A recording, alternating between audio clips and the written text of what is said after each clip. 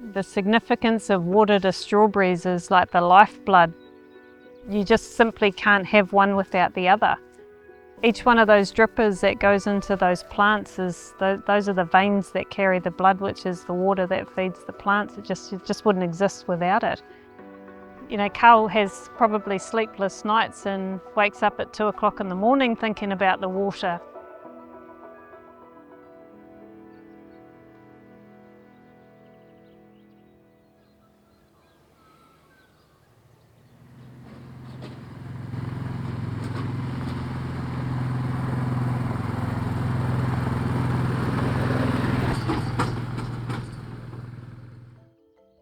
In 2011, we got a big treaty settlement and we used that to acquire 7,000 hectares of forestry land.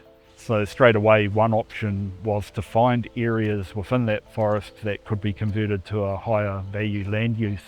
We did find around 500 hectares of land that was suited. O tēnei rā, tēnei te mihi ki o koutou, nau mai hara mai ki roto ki tēnei rohe ki roto ki ēnei iwi a Ngā Wairiki Ngāti Apa, mai ia te rerenga ki tiri raukawa ki tai kōria ki uta, mai ia motu karaka ki omaru pāpako ki tai te rohe nui o tō tātou nei tīpuna o Ngā Wairiki o Ngāti Apa, tai no o mātou nei awa, whangaihu, tai no ki mangawhero, turakina, rangi tīkei, a ko o raua hoki. Nau mai hara mai.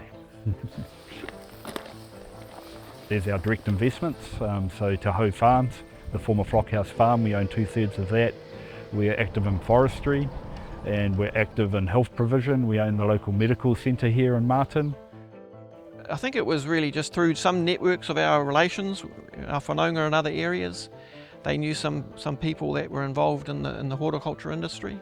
We started to look at strawberries as being an option, and it was just, I guess it was that thing of being able to kind of, you establish it and you get going quite quickly, you know, you're not waiting to grow something for 5 to 10 years before it actually starts fruiting, you know. Harakeke Berries is a commercial strawberry growing operation located just out of Wanganui. We operate 40 tunnels, each tunnel is about 9.2 metres wide, 104 metres long. Kaitiakitanga is about our interaction and our relationship with our whenua, particularly important given what we're talking about with our direct investments in strawberries. There's that whole interaction with the environment and how we care for the environment, how we enhance the biodiversity rather than damaging it any more than it already is damaged in this district. I didn't know the first thing about growing a strawberry, and I knew Kelly was the same. We both came in together not knowing anything, but we just had to make it happen. For me, that's the excitement of working in this space, is how much we learn. The learning was short and sharp and swift, and so I really needed to get some expert people around us to give us some of the right advice so we could take that, implement and do our best to make sure we had a season. Growing strawberries is a bit different than growing the pine forest that we have. It has a lot of challenges. One of our growers that helps us out a bit, she came down for a site visit. She was quite taken back. She was surprised to see the quality of the berries that we were growing here. She kind of described it as being like trying to grow strawberries in the desert. For us, there's two values that really stand out. One's whakapapa and the other one's whenua. Our whole existence stems from te taiao. The state of our taiao, how it is, reflects the state of ourselves. Our awa, if they're clean and healthy, then we're clean and healthy, you know. There's a long way to go. We really only just commenced this process. We're definitely determined to improve what we can do and to improve our awa. I guess water for me is the main ingredient for the strawberries. Without the good quality water, it makes it really difficult to grow a decent strawberry. This system here we can use to send water up to our plants. It mixes our nutrients and then we can set it to like 2-minute runs, 3-minute runs, depending on how hot the day is, depending on what the plant's needing at that time of the day. Straight out of the bore. Our water is very salty for growing strawberries and it's really high in pH, so we've got to do a lot of flushing to flush those salts. there's a lot of monitoring that has to go on. It's very time consuming. So we purchased 2 1 million litre water bladders, and at the moment the catchment area for the water bladders is the roof off our large shed.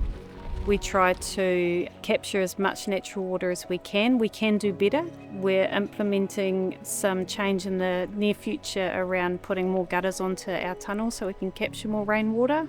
And Carl and I are working on a system at the moment where we can recirculate our fertigation, capture it, clean it up and then put it back out to our plants again. All of us in the leadership team, we're all uri, so we're invested, and now a lot of our children are starting to come and work on some of these asset groups that we have, and we're trying to make sure that whatever they come into, it's something sustainable for them to take over as well. And we need to take that responsibility seriously, that we're leaving something for them to then take forward. Our rangatahi who come out every season will take on 2 to 3 of them, and we want to show them what a positive work culture looks like. You go to work and you don't feel like you're at work because there's familiar people there, and it's a real whānau environment, like they care about your well-being.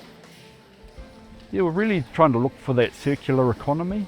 How can we actually undertake activities there that feed the next activity and feed the next activity, and winds up with a whole bunch of our people employed and a whole bunch of our people living there. That's really what we're hoping for. Another really rewarding aspect of the investment, which is the knowledge of the people who are running it for us. They've grown their knowledge and built the business, and they're our peoples. We love the thought of producing from our own land. We take a lot of pride from growing really good strawberries, being able to take those to market, take them to our marae for big events and that sort of thing. So definitely that whole issue around kai resilience and an uncertain future is important to us. Like everything, there's a huge cost that comes to growth, and we've got to be prepared for that growth. So Carl and I have spent probably the last 3 seasons preparing for what's next.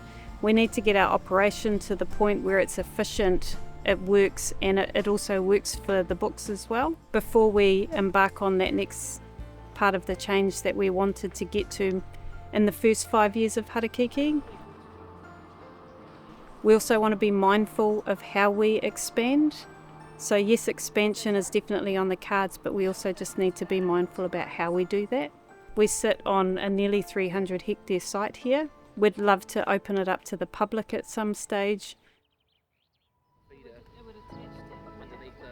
Yeah, we're really excited about the future. These direct investments are risky by nature, and so the fact that we have made so much progress with the strawberry farm and we've developed real confidence about what we're doing and what the future holds, it is exciting. And the question is what next and how. It's all about practicing kaitiakitanga for us. We strive to manaaki to welcome and to look after our workers, because they're the ones doing all the mahi, right? And without them, we wouldn't have anything here. It's just over and above, you just go that little bit extra because you just don't want to let the team down. It's everyone in our organisation, even the girls out in the tunnels, they'll push through and do that a little bit extra. It's just that culture. It's just that we have, I love coming to work every day and being able to do what I do, and it just makes me feel really proud to be able to do that, yeah.